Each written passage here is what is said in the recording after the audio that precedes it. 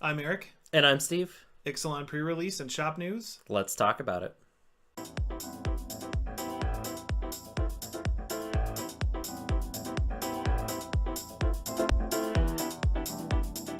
Welcome back, Planeswalkers.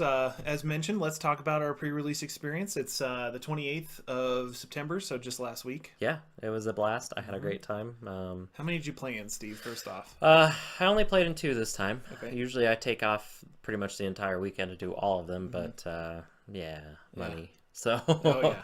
yeah. And then I unfortunately, normally I play with Steve on our Sunday Two-Headed Giant event. Didn't get to do that this time. No. Mr. Vacation. Yeah, I goofed up and gave an employee the week off. I hope he's having a good time in Orlando. He's down there for the first time, I guess. So, Yeah. but so it was a little bit light on the crew, I guess, and Seth and Nick and I were all down there and stuff. So ran a bunch of the pre-releases and everything. But yeah, I think a lot of people had a good time. Yeah, I mean, I've talked to you about this, but that gave me the opportunity to play the pre-release with my wife, which I don't get to do very often. I think the big thing for her, as far as she likes playing, but she hasn't really been into the last couple sets. Like Amonkhet wasn't her thing, and Kaladesh definitely wasn't her thing. She's not a big artifact player. Okay. But as soon as she saw dinosaurs, she was like, Yeah. I need to build that EDH deck. She is becoming more of a tribal fixed person at this point, which is cool. Yeah, and especially with the kind of setup to this set, as far as having 4 huge tribes again, It's like we talked about it the other day. It's like Lorwyn Light. You know, I think somebody else talked about how I think Lorwyn had 8 tribes. I was going to say, I wonder if there's going to be another 4 in Rivals of Ixalan. Maybe there's other groups that are out there that are going to rival the 4 we see now. I'd be really surprised. Yeah, I hope they kind of do stick and flesh out. Vampires maybe doesn't need it. Merfolk maybe doesn't need it. Dinosaurs certainly does, and I think pirates certainly do as well. So I think they could focus a little bit more. I would say, you're right. Pirates and dinosaurs, and maybe some humans that really enhance the dinosaurs would be nice. Merfolk, like you said, are brimming they're with, good. Yeah, and vampires just got a huge boost. Oh, gosh, I definitely agree with you. So they could definitely go light on those 2. Well, they probably not. Yeah. I think we'll get more white vampires, which could be definitely good. Yeah, beef up that one guy. Yeah, especially whatever his name, Maven something. Fane. Yeah, I don't know. He's got an enchantment named after him and everything. I don't know. I think it's named after him. Whatever. The black flip one. Yes. Yeah. That is terrible for Blood Rights ADH or for the whatever. most. Well, Or I mean, Blood it's Fast. it's a greed, which isn't bad. That's good. Greed's always good. I think it costs 1 more to activate than greed, which is not that great, especially when you have options like Erebos running around. Yeah, but even greed at that point, Yeah, but whatever. It is what it is. So anyway, getting into the pre-release experience, I definitely had a good time. Like I said, my pools were pretty terrible. I'll be 100% honest. The first pool that I got, I didn't even end up playing. I was trying to draft, or sealed, not draft. I always mix that up. I was trying to build blue-green merfolks, which I know that I should never go into a sealed event with a preconceived notion of what deck I should build. Yeah. But I was really pushing for that, and I tried to build that first, and I couldn't do it, and then I tried to build pretty much anything else, and I couldn't really do it. I could have probably run away with kind of a pirates/dinosaurs deck, and at the point, it's 12 o'clock at night, and it was 1 o'clock in the morning at that point, actually, and I was just like, you know what, I'd rather go home, go to bed, and then wake up the next morning and come and do a 2-headed giant or something. So that's what I did. Went home, got some well-needed rest, came back with my wife. We got a pretty good, interesting pool. I wouldn't say good, interesting pool. She got enough dinosaurs to play dinosaurs, which was our goal anyway. Whenever we're going together, it's usually for fun. So, and then we got our butts handed to us pretty much every game, which, whatever. It's not too different from when we play, I guess. No.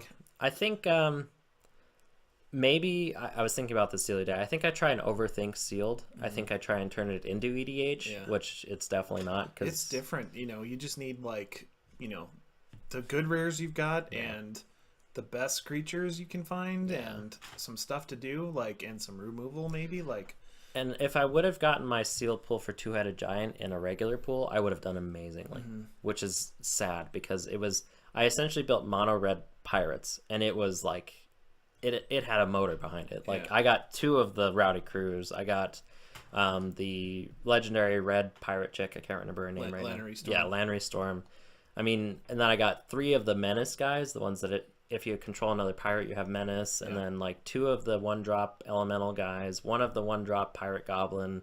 Like, it was a perfect mono red deck for a regular sealed pool, but because I was doing 2-headed giant, the format was a little bit slower, and I just couldn't keep up with the damage. Yeah, and of course you're pulling from 12 packs at that point instead of 6. Like, yeah, but so it is what it is. Kind of breaking into the cards, though, as you see, Rowdy Crew. I had a lot of fun with this card. It's actually pretty interesting the way it comes down and draws you 3 cards. The discard at random is always kind of wacky. Yeah. But for the most part, it was a lot of fun, and really most of the time it actually hit.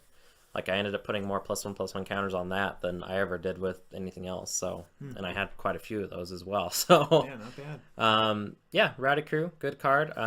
Don't really see it going anywhere but sealed and maybe draft, but that's that card. Yeah, that might even be a hard one to put into EDH, I'd say. Oh yeah, it's not that great. I mean, a 5/5 trample, yeah, it draws you cards, but whatever. Now, on the other hand, Carnage Tyrant. I got to play against this card twice, and it is a house. Like, I think that's pretty much the experience everybody had with this thing. Yep. Just having trample and hexproof, and then all of your removal is essentially just, I can't hit it. Oh, and it's going to hit me because it's going to swing right through my chump blocker. That's great. So I've seen a lot of people talk about how this card is like, you could get a playset at a decent price. Like, there's a lot of good stuff. I don't know about a decent price. I think. I mean, like beforehand. Okay, and yeah. then of course it's gone up. Yeah, like, the pre-order pre-release I think and is like stuff. $24 at this point, which makes sense. It'll never stay there. No. I'll be 100% honest. It will never stay there. It'll probably be, I don't know, a $10 card while it's in standard, if it's played, which I think it will be. I think it will be too. It's just good. I mean, like, that's a finisher. Yeah. Like, what are you gonna do about that? Make somebody sacrifice, or man. It's unfortunate because now I have to kind of struggle to get a hold of it for Brandy's deck, which, whatever. It is what it is. Yeah, get some packs and see. You I'll can probably trade just somebody, wait, to be honest, Yeah. because eventually it'll rotate out, which that's a long time away. But Yep. Yeah. But obviously, just a huge dude, and then in limited, it's like, what are you gonna do against that? Yeah. You think of how often just anything with trample kills you in pre-release, and then you think of, oh, well, now it's got hexproof, and I can't even remove it somehow, or like advantageously trade with this thing. Oh, it's horrible. Well, and speaking to that, like, there are so many good dinosaurs in this set that just come out and they just are a menace instantly. Yeah. Like, there's the 9/9, which you never really, I mean, it doesn't have any evasion or anything like that, but that is a big obstacle to get through. Yeah. Like, if you think about it, it's just like, what in the heck do I do to kill that? Unless you have like Walk the Plank or something like that. Yeah. You're in a little bit of trouble there. And that's why so many players, and it makes perfect sense, they value removal, because it's just like, Oh yeah. What am I going to do against this? And in this case, nothing. Yeah. Like, yeah, I Hope guess that I had a that- board wipe in my that sealed pool. extinction spell, right? Yeah. Because, I mean, if you think about it, one of the big board wipes, the dinosaur, it does nothing against that guy. Yeah. So it's just like, Yeah. So Next one. yeah. Direfleet Ravager, I know a lot of people were jumping in on this guy as like, he's going to be really good or he's going to be really bad. The 2 times or 2 or 3 times I played against it, one time it was amazing because, we were actually ahead of our opponents, and then they played this, and then we ended up being behind our opponents, which was weird. I was just like, how in the heck does this happen? Yeah. And the other game, it didn't do anything. He played it, and it dealt us like 3 damage, and like pretty much sealed the deal for us because they didn't realize we had the trample over to kill them, essentially. And then, yeah, it's an interesting card. It's definitely, I know a lot of people are looking at it for EDH as far as like the wacky things that you can do with it. Honestly, I just don't want to mess with the math on this card. Oh, yeah. Just because 4 life totals divided by a third, essentially, not divided, but, cut in by a third. Yeah. Yeah, it's a nightmare. You tell your opponents, okay, just take a third off your life. Hold on, let me pull out my calculator. Yeah. It's really not that bad, but I mean, we were talking about kind of a sidetrack. Even Gisela and like dealing 1, it's like, oh, Yeah. it doesn't do any now. Like, I think it's an interesting play space for them to mess with, but at the same time, like, for me personally, it's not doing what I want it to do. Yeah. Like, it's gonna hit me usually harder than my opponents, and that's, you would think so, because you want to be winning the game. Like, Yeah. So yeah, it would take more off your life. Yeah. And it's just one of those cards. Like, half of a smaller number doesn't feel as good, or a third of a smaller number. Well, and it's weird, like, me and Kylie were talking about this. The mythics in this set, for the most part, you know, besides, like, the legendaries and stuff like that, really aren't that exciting. It's the rares that are really exciting in this set. Yeah, I kind of agree. Like, which is, you know, whatever. I've been paying a little bit more attention to even just white now since I'm playing the vampires. Like, yeah, you think of that Settle the Wreckage or whatever. Like, that card is sweet, and then you think of ridiculous. Like, some of the I think there's a white dinosaur, right, and then the white vampire like life gain spell or whatever, and it's like, I don't know. Like, so. I mean, like I said, the legendaries are really where it's at as far as like the mythics go, just because for us that's our bread and butter. Yeah. We want those tricks for EDH. Yes, we want the more legendary creatures in our pool, the better. Yes. Check out our next one. Yeah. So the Death Gorge Scavenger. Scavenging ooze. Yeah. Not really. Enters the battlefield attacks. You may exile target card from your graveyard. Gain 2 life. Is now a creature card exile this way. +1/+1. Yeah. Yeah. So I mean, we got to play it. We did pull one in our second sealed pool, and it was a lot of fun actually. It saved our lives when it shouldn't have, or when we shouldn't have been able to live essentially. Just because we gave it haste, so it was able to swing again, so it gained us a whole bunch of life, and then we were able to survive the swing back essentially because of it. Yeah.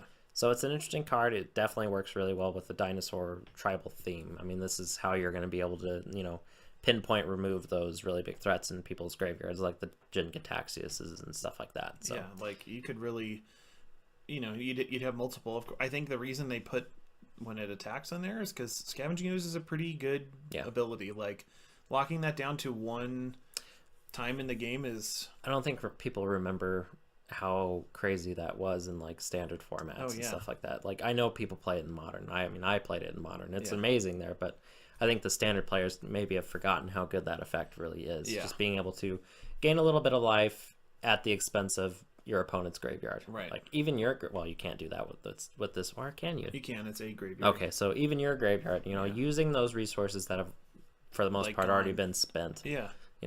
So. And before, because for Ooze, it's gain a life and a +1 if it's a creature, right? Correct. And so now it's one or the other, but it's gain 2 or +1 for the turn. Yeah, they muddled it down a little bit. Yeah. They didn't make it as strong. It's not a ability that you can pay into, which was a big thing with Scavenging Ooze, because as much mana as you had open is as big as you could essentially make your Scavenging Ooze or anything like that. So yeah, comparing the two cards, I think, is the wrong approach on this one. Yeah. This is just a good alternative for dinosaurs, and it's a good card in the deck, so run it, in whatever. If you're trying to do Dinosaurs Tribal for standard, I would try this guy out, maybe as like a 2-of or something like that. Sideboard if you need to like stabilize or something, Like I don't think there's a whole lot of graveyard strategies running around now, especially since Shadows and everything else is cycling out, but because I think we're left with Kaladesh and then Amonkhet. Well, I guess Amonkhet does have the Eternalize. Yeah, that's all I could think of though. Like,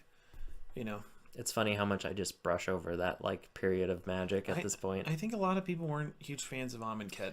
Like I think the aesthetic was what got me a little bit excited because it's pyramids and blah blah blah. Yeah. I just it feels like every time they're just like, let's make this heavily blah region blah, and it's just kind of like, okay, maybe not as relatable somehow. No. And if you think of like, I think of, okay, this is clearly like historically tied to Egypt. You think of Theros, historically tied to like Greek Roman. Like, I think Kamigawa, that's the real big one. Yeah, like, but if you put, let's say, all three of those next to each other, which one could you more easily relate to? Ancient Egypt, ancient Greece, or like feudal Japan? I would, since I've been to Japan, probably Japan. Yeah, I'd say so too. Or even between Theros, I guess, because that's what I was thinking. Like, between ancient Egypt and ancient Greece, I think I'd move towards Greece a little bit, and that's why Theros was a little bit more. And it felt understandable, kind of. It felt like there were still really powerful cards in that set, which I'm sure there are really powerful cards in Amonkhet. I'm just not, into it. So that makes sense. Yeah.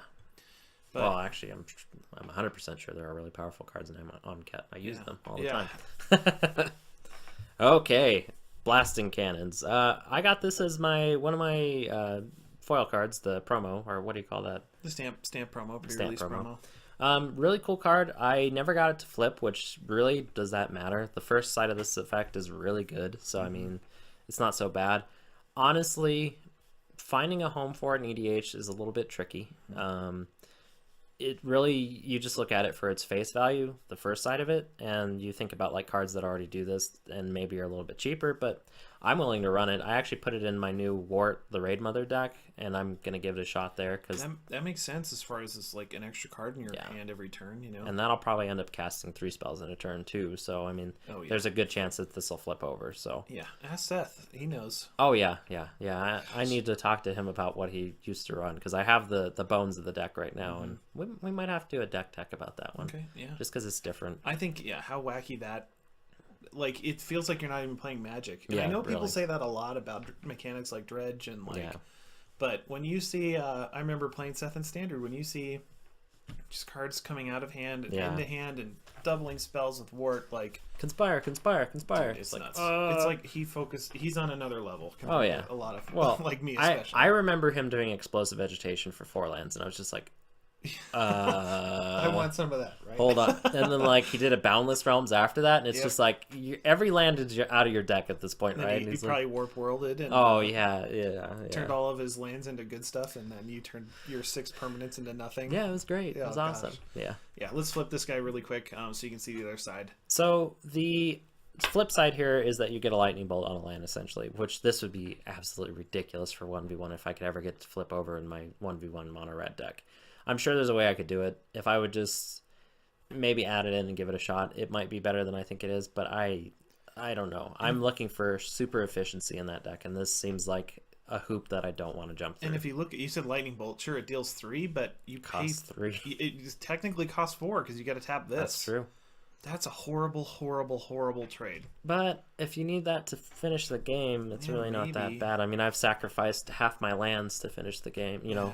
Yeah, I guess. So, I mean... I just look at that. I like my utility lands to do something every turn, hopefully. Yeah. And I don't want to have to sit 3 lands aside and this. Like, I have a hard enough time doing, like, scrying sheets or, like... say, oh boy, should I transform my Thespian stage into something else? Like, it's tough. If you think about it, you've ramped, essentially, because you have flipped this over from being an enchantment. So you have, in a way, ramped up in mana. So, I mean, guess that's true. There's arguments to be made for it and against it. Like, 1v1, maybe not. I kind of want to give it a shot now that I'm thinking about it, but we'll see. Because it could just be a good finisher after you just need like that 3 more points of damage, you know, to finish them off, you know. Yeah, spend some mana. Yeah, and then swing in with your commander and just finish them off. So who knows? We'll see. It looks amazing in foil though. I will tell you. The flip side looks ridiculous. Those red glowing lines are just like, oh my god. It feels like there's like a laser cut into the freaking card. Jeez, that's awesome. I know Greg pulled a foil Rites of Illamoc, and that card is gorgeous. I was just like, oh my gosh, Greg. It's like the card in the set for most EDH players. Yeah, I think it's like a $60 card at this point or something like that. Stamped foil or... Oh, okay, yeah. Not so, bad. I mean, I'd still take it. Generally, those are the same price. Yes, that's true. For the most part, especially with a card like that. Yeah. I don't mind the stamp. I think it, it's like, I was there, kind of thing. I mean, I have a Nissa from that pre-release, Origins or whatever, and it's probably one of my favorite cards. So, there's that. Yeah. So Bishop of Rebirth, I got to play with this card and against the card. Yeah. It's really good. I saw this one on the table a lot, walking around looking for slips and stuff. And using it in, like, I guess an alternative way where you're not playing just straight vampires. I saw this card bring out many a good dinosaur, many a good pirate, many a good anything, really. Yeah. Probably my favorite play that I saw with it was that 3-cost dinosaur that gives something flying. Yeah, I think we've got an image of him. Oh, yeah. So they ended up getting that guy back, and then, like, just getting that flyer helped them stabilize and survive the next swing back. It was so good, so clutch. He's good. I think most of the like on swing for white and get back from graveyard is like usually 2, isn't it? Like you think of like the Revel Arc, and doesn't Ranger Rios is a 2? Yeah. Because I mean the only one that really compares to this is Sun Titan, but Sun Titan is still leagues better than this, which is weird to think about, but. Not a bad little card for an addition into a set like this, and really great for the Vampire EDH deck, because now you've got another Vampire tribal card to run in your Edgar Markov or your... And think of how many good 3-cost vampires there are, even if it's just like a Nighthawk, Well, you can get back your Vampire Hexmage, there's so many good targets, like the... not enchanting vampire, the one that you captivating. Captivating vampire. So good. Yeah, really. Blood Artist. Yeah, there's so many. It's good. Going up to 3 might have been good too. Oh yeah. Spell Swindle. Now this card is a blowout and a half. Like, you play into this and you feel terrible because now you've given your opponent a ton of mana. Like, I saw somebody counter that 5-cost haste trample dinosaur with this, so now you've got 5 mana on the beginning of your next turn. It was amazing. Mm-hmm. Yeah. And just I love we talked about it, I think, in episode 1, as far as how like the gold has an extra meaning now. Yeah. Like, it's better than clues, and now it's just like, just imagine doing that. You cast something like Plasma Capture was bad, Mana Drain was bad. Yeah. I'm not saying this is a mana drain, but like, I think it's a big counter spell for us as far as EDH goes, because I will play this. I mean, pretty much, yeah, of course it's not going to take the place of like Mana Drain or Force of Will or anything like that, but this definitely takes the place of Plasma Capture in most of my decks, just because it's so much easier to, simpler to cast. It's double green, double blue, right? Yes. Yeah, and I'd rather play double blue, green, or 3, Makes it a little bit more accessible. Plasma Capture is by no means a bad card. No. If you really want to run both of them, go for it, but this will replace most of my Plasma Captures. And the nice thing is Plasma Capture works for 1 turn, whereas this works until you get rid of the gold or they get blown up or whatever. Well, and like if you're doing alternative win conditions like Mechanized Production, this just essentially wins you the game and at instant speed as well. So, I mean, like, if it's the turn before your turn and somebody decides to go crazy and cast like Kozilek, and you're just like, yoink. You just win the game at the beginning of your upkeep if you can stabilize. And what's the Revel in Riches now? Oh yeah. If you get like, because you need 10, you could get I could see a 5 on turn 5. Hopefully your opponent's playing a 5-drop. So essentially, just build like a alternative win pirate deck. Yeah, it'd be super sweet. I really hope in the next set that we get some like 2 color legendaries, like a blue-black pirate would be cool, and like a red-green dinosaur. Yeah. That way we're not necessarily having to go tricolor, even though we may have to just because of the pool. I think pirates are a little bit more accessible the more I think about it, because there are a few cards that are pirates from before, whereas since the errata, there weren't any dinosaurs, Yeah. So definitely a cool one. Like you said, I bet it'll be a good substitute in there. So Captain Lannery Storm. I like this card, to be honest. Like, creating that extra mana wasn't that bad. Being able to sacrifice them to give her more power was really cool. Will I ever actually use her in anything? Probably not. I think she's a good sealed card, and that's about it. She doesn't replace Kari Zev as a 1v1 commander at all. That's the first thing I thought of. It's just ridiculous. Like, yeah. It's like, this could go in 1v1. She could potentially go on the deck, but the problem is there are just so many good choices at 3. Yeah. Like, I even think of like the benefit of that 2-cost or 3-cost haster that when it deals combat damage to an opponent, it gets +1/+1 counter, and then all of their non-creature spells deal them 2 damage from then on or something like that. Okay. There are cards like that are running around, whereas this one just gives you another mana, which if you need it is great, but otherwise it's just like, great, now I have an extra land, artifact thing. And you gotta ditch stuff to make her a little bit stronger. I think we will give it a shot. Try and brew like a quick 1v1 game between Captain Lannery Storm and maybe Kapala or something like that for one of our challenges, just for fun to see what would happen. But for the most part, she's not great in multiplayer EDH. She's not competitive enough in 1v1. I don't really know where she's going to fit in. She may be played in Standard for a little while, but I could see her just being a tribal pirate include. Yeah, I can see that as well. Just making those extra treasures and swinging at whoever's open or whatever. Yep. But I mean, sweet. I guess what's her face does make this +1/+1, so it makes it a 3/3, which is a little bit more, reasonable. Yeah. So Cat, what is her? Beckett Brass. Beckett Brass. Yeah, that's it. Yeah. So yeah, Captain Lannery Storm. Artwork's awesome though. Yes, really. Oh, this is the monster story I was talking about earlier. Trample Haste 5/5 for 5. Now that is crazy. Yeah. The cost on this card, like, it should have been 6, but they were like, let's just push it. Yeah, really. And we've talked about it before. Yeah. If you think of a power and toughness, 5/5 should cost 5, and then each keyword is usually about 5 as well. I feel, or it's not 5, it's +1. Yeah. And if there's some bad keywords and some good keywords, and haste and trample are both they're top 20% of all the keywords, I'd say. You want to have trample, you don't want to see trample, you want to have haste, even though it's 1 turn. Like, I didn't even have to think about this in the EDH deck. No. It just instantly went in. That's usually you know, cards that are kind of like, oh, this feels a little vanilla-ish, which is ridiculous to think about. It kind of does, but really it's like, just that good because really it's good. trample and haste. Those are two really big mechanics, and the cost is there. Like, yeah. Gosh, I don't know what they're thinking looking at this card. Like, that is a great draft finisher. Oh my god, like, yeah. Oh, you get a few of those. Oh, like, I don't even want to think about it. Yeah, no kidding. This is the one you talked about with the bishop, right? This guy, like, obviously the bishop circumstance isn't that great because it doesn't give the flying creature, you know, it doesn't give flying to the creature that you want to attack with. But like I said, them getting it back as a blocker was what they were after. But having this guy enter and then give anyone flying just that extra bit of evasion, like I had witnessed a game where somebody gave that 9/9 flying. Now that is bad. And now it's a 10/10. Yeah, that is really bad. Yes. So I mean, that's half your, well, a third of your life total in two-headed giant, which is what it was in. But that's half your life total in like regular. So yeah, really interesting dinosaur. Great to draft and seal pull with. I would imagine anybody wanting to pick it up. Really. Yeah. You think of that, like, he's, you know, this is what Limit is about usually. Like white flyers or blue flyers or like, and then you get a little bit of synergy. Like, yeah, boy. There's a lot of good uncommons, like you said. Oh, there really are. That would be like huge drafters, you know? Talking about uncommons. This guy is ridiculous. I did not realize that he gave your dinosaurs haste until I played against it. And then I realized that we should have been running all of the copies that we had. I think we got 3 copies in our pool, and I think we ran 2 of them or something like that. So I instantly was like, okay, we need to add this guy back in. Yeah. Because that effect is amazing. Plus, the fact that you don't have to tap him to get the 1 less on your dinosaurs, like that just turns him up to 11.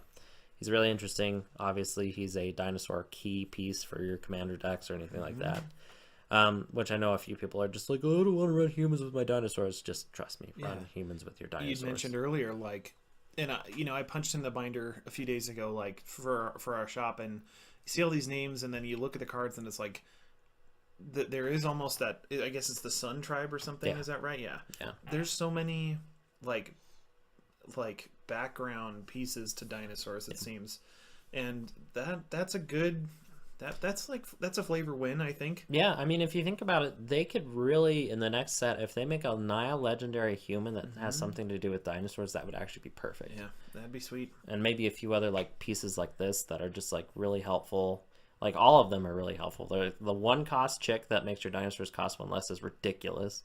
The 2 cost green guy that taps for any color of mana and then also gets a buff if you control a dinosaur is ridiculous.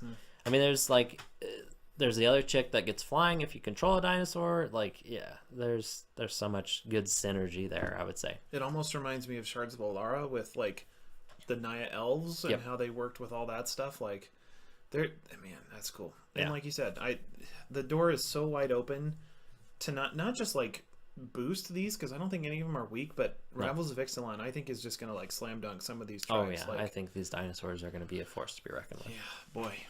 And then it says -1. Yep. That's my kind of card right there. Yep. You know. Yep.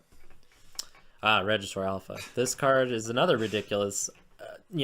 Shouldn't have had haste. Makes you a token.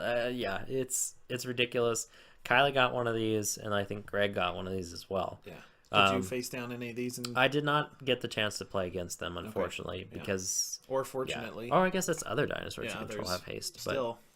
Still, that's really good. 9/9 with haste. Oh, I know I keep going back to that card, but yeah. And you think of like, this is obviously an EDH card. Yes. Like, I know we probably talked about this twice in 2 different things. Like, well, I mean, it's a quintessential dinosaur lord, essentially. Like, we don't have very many of those. I think we have, well, actually we have a few just because of the set, but this guy in your commander deck is key because you need it. Yeah. You need those extra dinosaurs. You need the 3/3 token because you've got a few, but you don't have, I think the total play was like 23 in my opinion or something like that. So yeah, definitely good. The shop pulled a few of these in their, like, the binder stocking, and it's like, man, oh man, that card is so many good dinosaurs. And here is another absolutely ridiculous rare to pull. Like, I think this will actually see a lot of standard play in my opinion. If not, it should have, because it is ridiculous. Probably one of my favorite plays with this though is somebody ended up taking something from, I can't remember which game it was, but they took something from their opponent. I believe it was a really good creature, And then they used that 3-cost red spell to gain control of this so they could cast their spell from underneath the hostage shaker. Wow. It was like so like just pull out all the stops. Yeah, just to really. Try to get your stuff back. I mean, the only thing they could have done, even better from there is sacrifice it somehow, which, in this format really wasn't an option, but Yeah. I guess there are a few. But anyway, like that play was so good. That's awesome. But Hostage Taker, if you're playing like a Flicker deck, like I have an Esper Flicker deck, this card went right into it. It's just because it does something that no other card does, in my opinion. Like, I don't think any other card does this, where you can actually cast a spell from underneath it. Yeah, there's like similar stuff because Jaleva does something like that, right? Yeah, she messes with instants and sorceries, where Right. I guess this is permanence, and you can continue to do it. Like, if you flicker her, you just get something else to cast. Right. Like, I cannot wait to have this, on my battlefield, and then flicker it with anything, and then grab something else, and then cast it, and then do it again, and then cast it, Yep. That just adds, like, the ETB effects. Like, yeah, so good. Yeah, just capturing and then controlling and then just going back for more. Well, I mean, if you think about it, you can grab, like, Nebinarl's Disc if Yeah. you need to. Like, there's always that, a sword or something that's making it really hard to swing through or block or whatever. Like, yeah. it's really good. I just keep thinking of that situation, like, you're faced against, like, a Avengers Zendikar, and, like, you gain control of Avengers Zendikar to get the blockers to block the other guy's Avengers Zendikar. Like, that's... Yeah. And you think of how backbreaking that could be. Like, even, well, I guess it couldn't be a planeswalker. Skip what I was about to say. Like, I just get so greedy with, like... Well, I mean, there are cards out there, like Pathbreaker Ibex is a really good example. You gain control of that, then all of a sudden the ball's in your court. Yeah, you know what I mean? You've got the way to finish the game. Yeah. Like, obviously... Well, I guess you could, like, instant speed a few other things. Like, obviously, Craterhoof won't work because they're already getting the buff. Right. But there are other things like, I don't know, Thundermaw Hellkite. You could stop us. Well, I guess it still stops all your flyers. There are instances. Yeah. But yeah, I think it's a pretty... And like you said, I think the key here is... And it fits in limited as far as you could steal gold. Like, Yeah. I think it's... You're trying to unhinge the gun that's pointed at your head as far as, like, what is a big threat? Oh, I'm going to take it. Now it's on my board. So... And the art, it's a Wayne Reynolds. He does a lot of Pathfinder. You can see his art from like a mile away. It's awesome. It's got so much character. Yeah, which is what I would definitely say. Like, look at that cliff. Like that cliff has character. All right, that's a sail, not a cliff. Oh yeah, you're right. Yeah. Looked like a cliff for a second, It did, but that sail's got character, even though I couldn't tell what it was. Yeah. So awesome. So next. Yep, another sealed terror, which is appropriate because his name is Sky Terror. Yep. I think a lot of people, it's kind of funny because they were either on the side of where they overestimated this card or way underestimated it, which is kind of funny. The Flying Menace is really what does it for me. Mm-hmm. If you think about it, it's similar to that creature that was in the Return to Ravnica, the one that's a 2/2 with haste and flying for 3, which is, good. But this is like essentially the same thing, except for with Menace, because you're playing it on turn 2 instead of turn 3. So it's already got, it can swing on turn 3 or whatever. Mm-hmm. So anyway, it's just an interesting or sealed card, good draft card. I don't see it really going anywhere else but there. Maybe standard. I doubt it, though. We'll see. Could fit into EDH as far as like just a filler. A tribal include, yeah. You don't think it could be played in standard? No, I said it could. Oh, you did? Okay. Yeah, I don't know if it will, but yeah. I think there are a lot of other things that your players are going to want to be doing on too, but we'll see. Yeah, they're like that. Obviously, a good card. You think of how hard it is to block flying sometimes, depending on the colors you're playing. You think of how hard it's to block Menace. Yeah. And then you stick them together and say this. It's almost like double evasion. Uh-huh. The only way to deal with this is to have 2 flying blockers or 2 reach blockers, or removal. Otherwise, you're going to be taking 2 quite often, I'd say. Well, the not so terrible thing is that 2 damage isn't an insignificant amount of damage, but it still is kind of okay. And quite a few turns, you might get somewhere with this. So you think if the board is a stalemate, you're going to lose on turn 13. Yeah. If nothing else happens, that's still a very long time. Yeah. So imagine 2 of them. Yeah. You just gotta kind of. I think this is a good pressure card. Yes. Where you're just like, I'm just gonna ping you for a little bit every turn. Yeah. Keep tightening the grip. Yeah. Pirate Cutlass. We played against this a few times, and actually, it's really good in this draft and sealed environment. I mean, that's where it'll probably reign supreme. Everywhere else is kind of meh. But anyway, this card, Like, I remember I had one with my Landry Storm. That was really good because then all of a sudden she was a little bit more of a threat compared to what she is by herself. With some gold options, yeah. Yeah, which, she could just buffer herself to kill almost any dinosaur at that point because she can just get the +1/+1 or +1/+0. That's the only thing with that card is I wish it gave it toughness too. Whatever.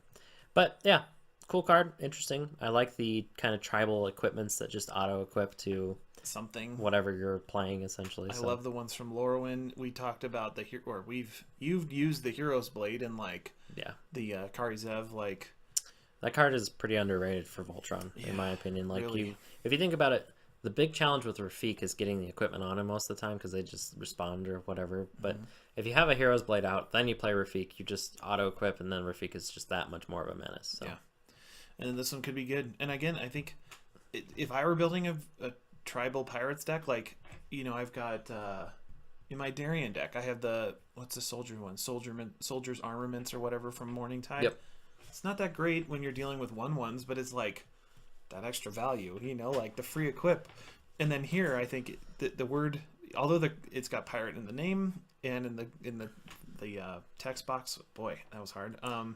It just says, put me in a pirate deck. Yeah, I think the flip side on this one is that the creature doesn't equip when it enters. The equipment equips to the creature when it enters. So it doesn't have as much value because you have to equip it from there on, whereas the other one's like, I played a blah, and now it equips. So it has that downside, so it's not as good, but still, it's fine. Yeah, and the art is so good. And equipment's always better than auras, so for the most part.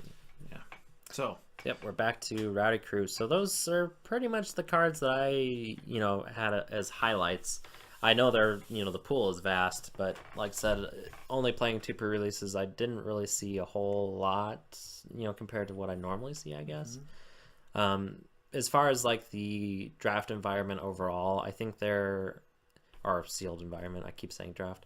I think it felt a little unbalanced, honestly. In which whose favor, I guess? I think the dinosaurs had a huge favor just because of the size of their creatures. That's where things kind of tip the scales for me a little bit. Yeah. I know there is a little bit of a balance as far as removal, for those dinosaurs because there's a lot of removal in this set.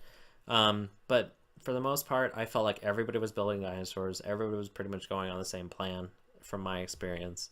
There were, very limited pirate decks running around. There were 0 merfolk decks running around. Like I said, I tried, and it's just, meh. It doesn't work. No. And then the vampires, they were more or less used as a supplement.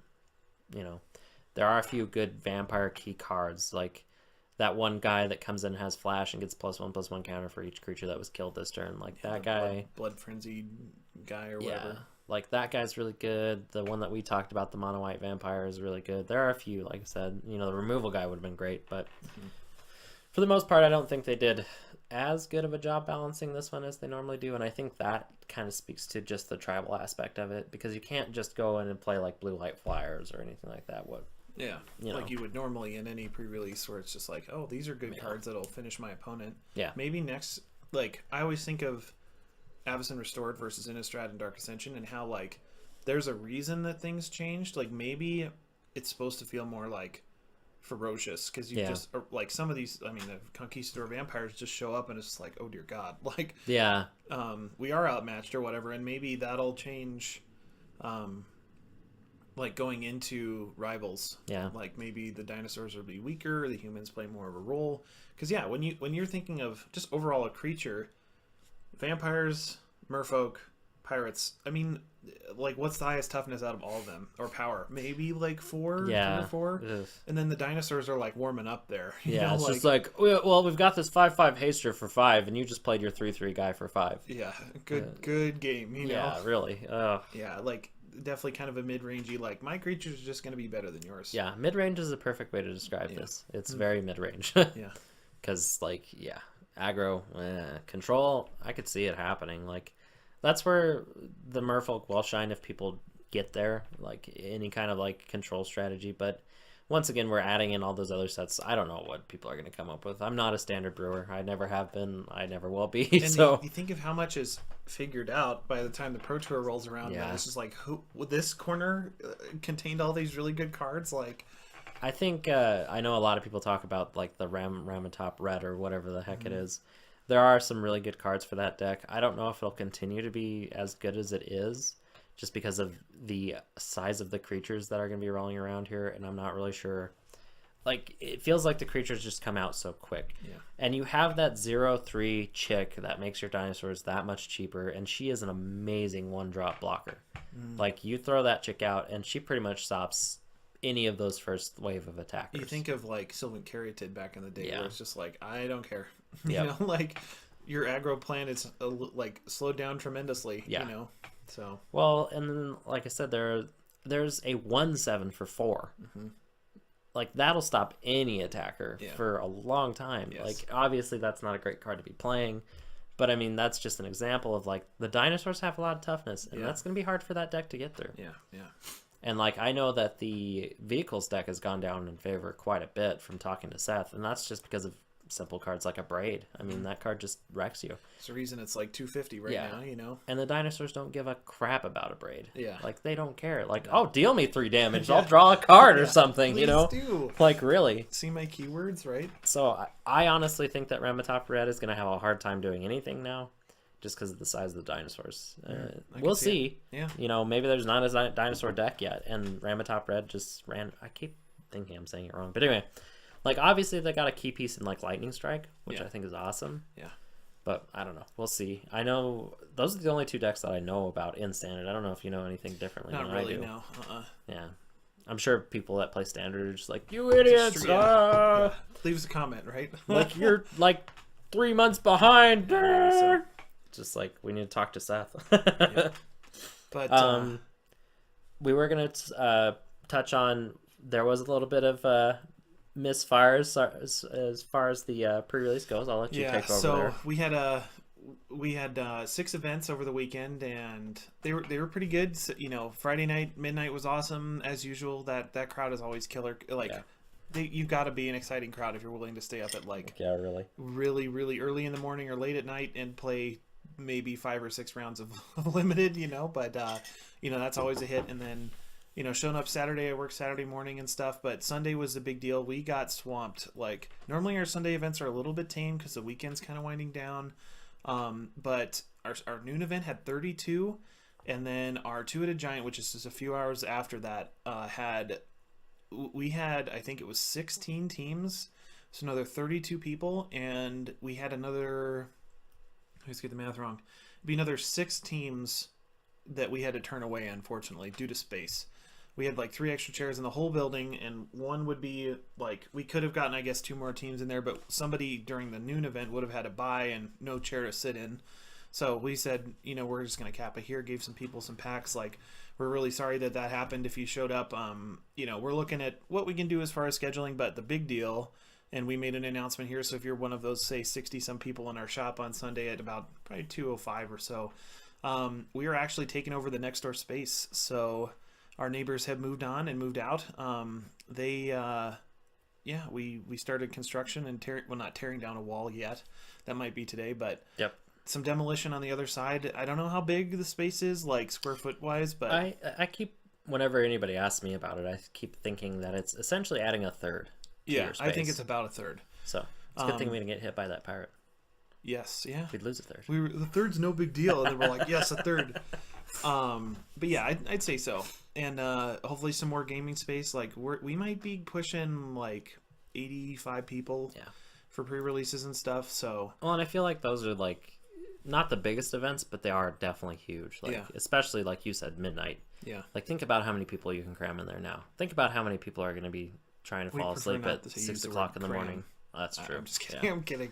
It can get kind of cramped, unfortunately. Oh yeah. Well, I know that like everybody that I've talked to has been like, "Oh my gosh, this is amazing!" Yeah. And I think a lot of people are really excited.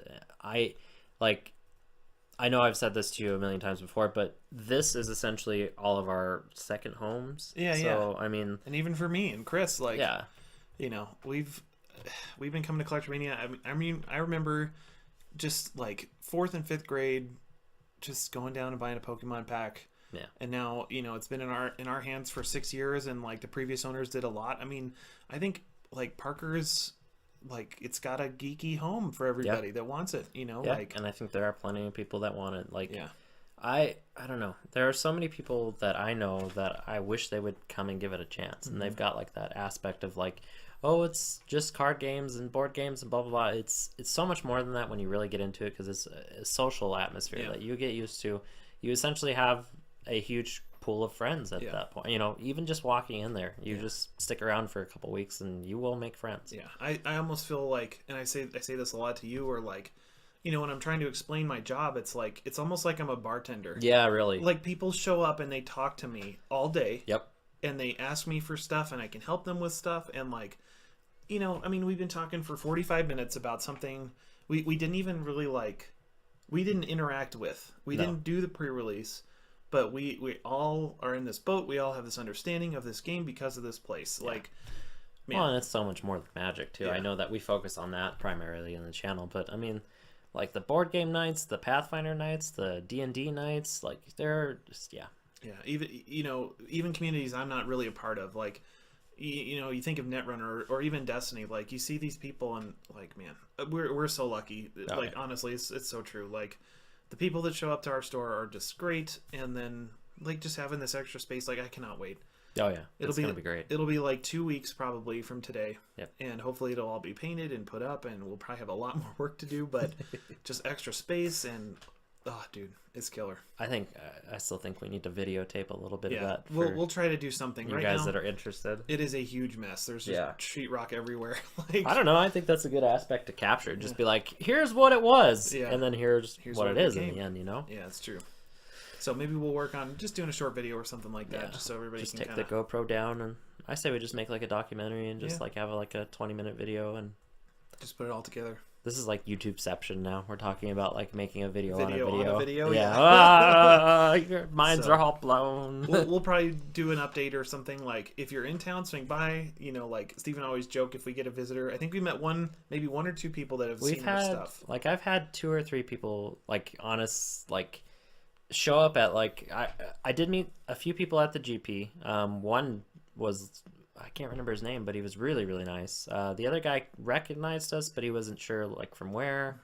So I mean, it's starting to happen where we're getting people that are just like, oh, I know you from blah blah blah. So I think so many people in our community already know us that it's hard for them to be like, oh, find us, you know what I mean? Yeah, or they're just like, oh yeah, they do YouTube, rather than you're on YouTube and like you're standing right in front of me. Yeah, exactly. It's going to our heads a little maybe, but no, I think so. At 500 and whatever subscribers, I think we're pretty tame and safe. So yeah, swing by if you can, and check it out. We'll, like I said, we'll make a post when it's like fully done and everything. But yeah, we'll probably be on one of the episodes of Let's Talk About It. Really, you know, if you think about it, so we can maybe even host it there. That's true. So we'll see. Yeah.